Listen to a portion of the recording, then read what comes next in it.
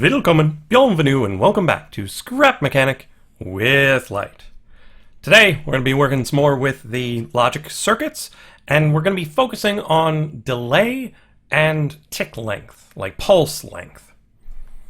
And the first thing that I was looking at was just to make sure that it was actually instantaneous transmission across these fancy wires. So we can't guarantee that it's absolutely synchronous, absolutely instantaneous, absolutely, but we can get close enough for, our uses. So I went to the various corners of this world and set up a logic gate, and this button goes to each of them and back into each of these. So we've got the shortest possible length followed by 160 blocks or so that way, and then all the way in the corner, which is roughly 4,000 blocks away, and then the far corner, which is about 5,600 blocks away. And a lot of this episode I'm going to have in post, I'm going to slow down certain sections such that you can see exactly how instantaneous things are. So let's back up a little bit so you can see all those things better. And then when I push the button, it looks instantaneous, but in the slow motion replay, you should be able to see that the very first one comes on slightly before the others. But the other four are exactly the same time, the same exact frame. So we know within 1/60th of a second, this is recorded in 60 frames a second, you know within a 60th of a second they are synchronous. It might be in 30 frames per second, so it might be within a 30th of a second.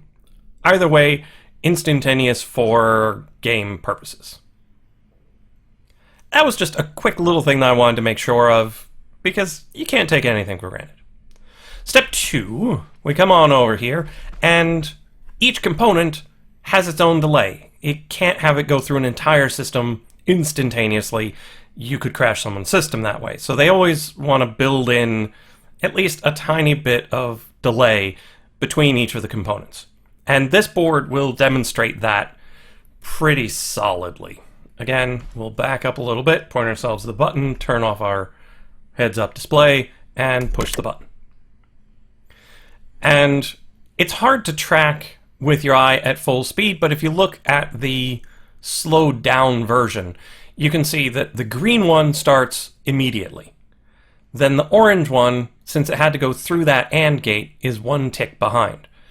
Then the light blue, going through 2 gates, is 1 tick behind that, so 2 ticks behind direct transmission. But the interesting thing is that timer down the bottom is the same as 2 logic gates. Now you're saying, Lyte, that timer, it's a delay. Yes, it's a delay. If you didn't know, it's just a delay line. You tell it how long you want it to wait, and then it'll kick through. Well, its delay is set to 0, but it actually delays it by 2 ticks. So if you want, say, a 32 tick delay, you have to set it at 30, and then you'll actually get 32. But you can set it in seconds and ticks, so you can get it as fine-grained as you need it. This is important when you need to make sure everything lines up perfectly when doing logic. There are certain little contraptions that this sort of tick level certainty is very, very important. Now, these loops, if you're not sure how to make them, they're just a positive gate, so anything that isn't a NOT, all the way around except for right here, which is an OR. The OR lets it be hooked up to these guys over here. And then if either the input or this edge are on, it loops it back around. So if you want to turn it off, you just turn it to an and wait, and it'll cancel the signal. Now if you set it to a NOT, you'd get an inverted version of everything. And if you set it to NOR, it'll turn on and then off again. Now, let me show you how that's working. Yeah, it fills and then empties, fills and then empties. So, and to clear, or is the normal state, because we're going to be using these for the other part of this episode as well. But Thing number one, you get essentially no delay from the button, and if it is any delay, it's very difficult to detect. You get exactly 1 tick of delay per gate, and then 2 for the timer. Now over here, we work with pulse length, because anytime I push this button over here, let me just demonstrate as fast as I can. Bam! Bam! Oh, that was a slow one. I got 4 ticks. I've gotten it down to 3. I have yet to be able to get it below 3 ticks by pressing the button. So it goes. So what happens when you want a pulse length that's shorter than those 3 ticks? Well, you make a pulse limiter. That's what these are. And what that does is it makes it such that no matter how long you push the button, it's no longer than a certain amount. In this case, 1, 2, and 3 ticks. So we come in here. These loops are set up just as before with the positive gates and then an OR here. We've got an AND and a NOR, both hooked up to the button, and then the NOR into the AND. What this does is you've got the AND sitting there, it's currently off. But one of its inputs is on, and the other is off, hence it being off. This NOR only has one input, so as long as this is off, the NOR is on. But once you turn this on, the NOR turns off.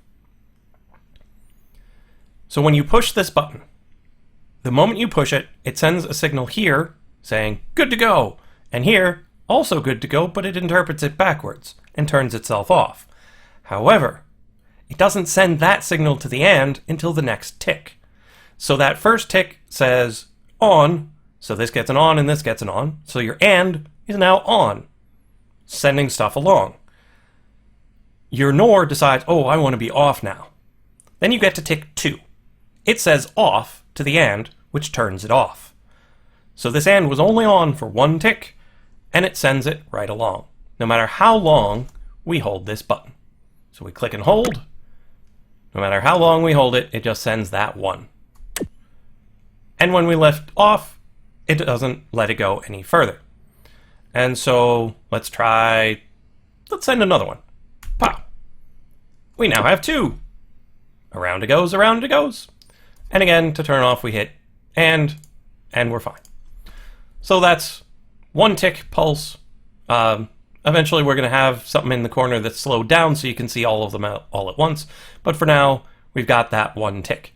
Now, say you wanted to add more ticks to this process. Well, all you need to do is delay the input into this NOR.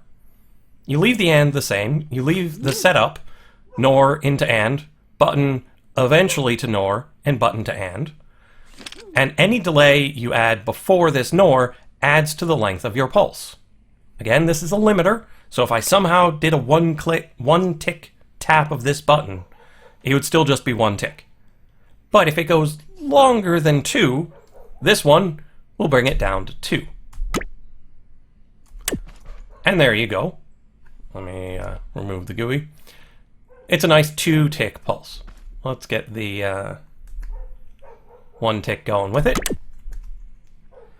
And there we are, a 1 tick with a 2 tick pulse. And then anything more than 2 has the same setup. You just add a timer, which has, as we showed before, 2 ticks of delay on its own, plus 1 for this NOR. Voila, you've got 3 ticks worth of pulse using more or less the same setup. And then if we hit this one, it's pretty close. We've got a 3 tick pulse.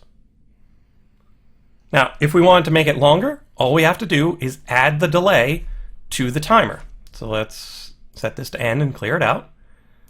And let's increase this pulse length. So let's kick it up to 8 ticks. So we get a 10 tick pulse. But keep in mind, we have to hold the button for at least 10 ticks for this to actually do the limiting. And there we are. Exactly 10 ticks worth of pulse. So you can see an obvious setback to using just a limiter. You have to make sure that your input is in fact long enough to get the exact amount you want. there might be situations where you really do just want to limit it, and you don't care if it's shorter. It just can't be more than 2, 3, 5, 12 ticks. So in future episodes, we're going to look into not just pulse limiters, but pulse extenders, such that when you combine the two, no matter how long something triggers, you get exactly the pulse you need. But for now, this episode was just about the delays introduced over here, and then the limitations you can place with a very, very simple little circuit. If you have any questions on how either of these things work, feel free to leave a comment. If you want me to go in a different direction than the pulse extender, just let me know. The overall goal of looking into these logic gates is to be able to make a system for accurately timing how long it takes for an object to get from one location to another with as much resolution as we can muster in the game without having to resort to going to the video and counting frames. So that's all for this episode, and I will see you in the next episode of Scrap Mechanic with Lyte.